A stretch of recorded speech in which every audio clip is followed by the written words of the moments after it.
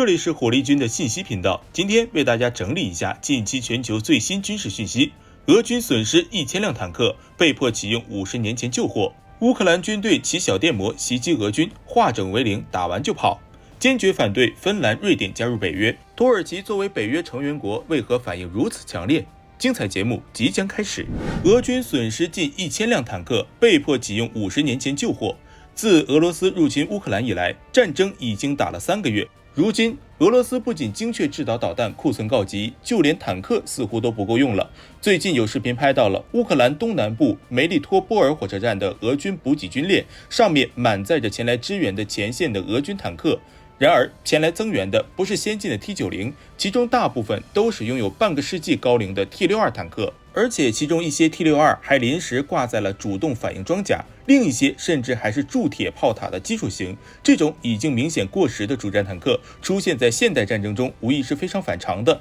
很显然，如果俄罗斯并不缺乏 T90M 等先进主战坦克，或是俄军仍有足够的装甲力量发动进攻，那么这些老旧的 T62 坦克就不会出现在乌克兰东部的前线附近。而事实上，已经不是俄军首次启用旧型坦克补充装甲力量了。不久前就已经有媒体发现，俄军开始启用封存的老式 T2AB 型坦克，并投入战场。美国军事分析人员认为，这是俄军装甲力量受到重大削弱的信号。当然，也不是没有别的可能。例如，俄军正在计划赫尔松地区建立一个新的军事基地，并扶植当地武装。这些老式的主战坦克可能会被用于当地武装民兵和进行训练等，但相较于不断失利的正面战场，这种可能性微乎其微。更多的分析认为，俄军重启 T62 坦克与俄军装甲部队持续遭受损失有关。自开战以来，由于俄军持续遭到乌军反坦克导弹、无人机乃至榴弹炮的不间断袭击，加之俄军在北线被迫进行轻装撤退，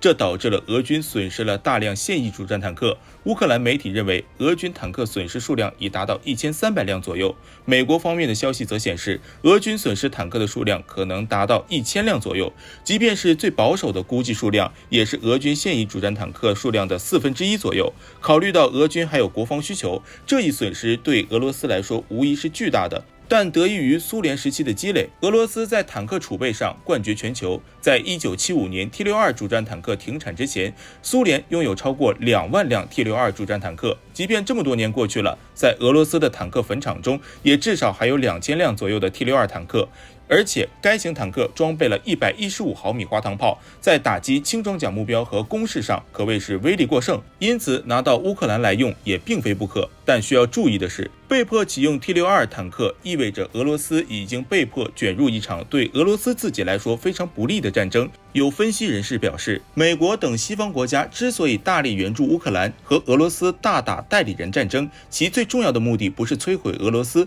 而是借此消耗俄罗斯积攒多年的现代化军事储备，让俄军细水长流地遭受损失，最后导致俄军现代化计划彻底破产。从而俄军已在乌克兰损失大量坦克和精确制导武器来看，俄军很有可能已经正中美国下怀，在乌克兰这个泥潭中越陷越深。如果俄罗斯无法在控制顿巴斯后尽快实现双边停火，那么持续的战争将变成俄罗斯和整个北约的经济角力。在这种情况下，经济实力远逊于美欧，国防经费本就不足的俄罗斯将面临着难以承受的风险。乌克兰军队骑小电摩袭击俄军，化整为零，打完就跑。俄罗斯是将老旧坦克投入战场，而乌克兰这边也向战场投入了新式装备，那就是我们都熟悉的小电摩。据美国防务报道称，当前与俄罗斯的战争中，乌克兰作战人员使用超静音电动机车进行武器运输及其他重要任务。报道称，这种电动机车让乌克兰军队在战斗中占据重要优势，其速度快，而且十分灵便，静音性也能远强于汽油动力机车，是执行警戒巡逻任务的极佳工具。因为出色的静音性能不会惊动俄军，同时也像阵地部署武器的理想运输工具。乌克兰相关人员表示，军队还对该款电动机车进行改装，用来运载轻型反坦克武器。除此之外，这种电动机车还被用于运送医疗用品，并让狙击手在隐身和机动性方面更胜一筹。该款电动机车是由一家名为 ELEEK 的公司生产，型号为 Auto Military。每辆售价大约在$4200，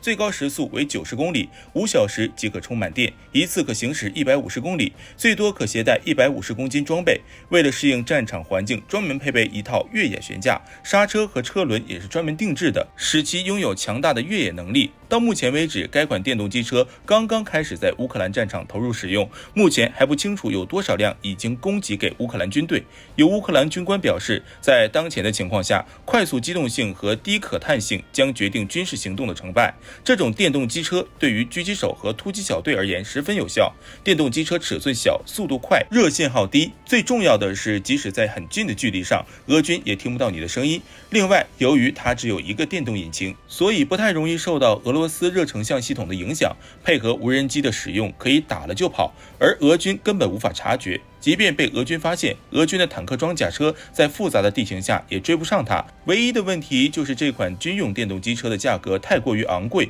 乌克兰政府已经因为战争而经济拮据，$4200一辆的价格对于乌克兰而言难以承受。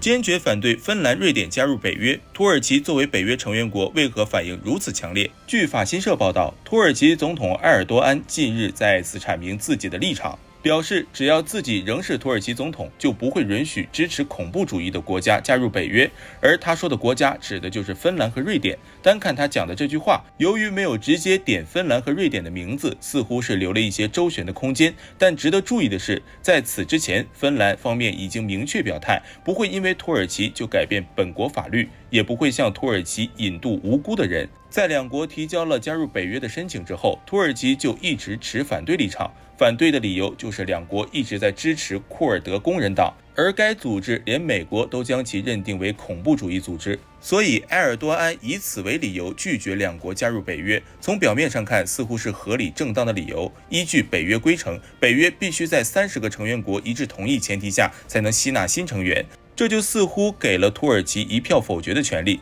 这也就意味着土耳其可以就此为自身赢得更多的利益。而既然芬兰明显不愿意让步，埃尔多安的这种说法实际上就相当于对两国的敲打，其大家都知道土耳其会借此机会要价，但恐怕都没想到埃尔多安的反应会如此强烈。他一口咬定芬瑞两国支持库尔德恐怖主义，表示恐怖分子仍在瑞典街头活动，甚至瑞典的警察还对其提供保护。但实际上这些事情不见得有那么重要，因为虽然美国和英国都将库尔德工人党列为恐怖组织，但两国在私底下也支持该组织，而芬兰、瑞典与库尔德工人党的合作也是因为美国在撑腰。因此归根结底，土耳其现在找出来的理由，目的还是为了谋求更多的利益。如果芬兰、瑞典按照土耳其的要求行事，土耳其80%还会继续提出其他要求，比如说找美国要 F-35战机。好了，这就是今天的全部内容。你认为源源不断损失重型装备的俄军还能在乌克兰战场支撑多久？欢迎将看法发表在评论区。我是火力军，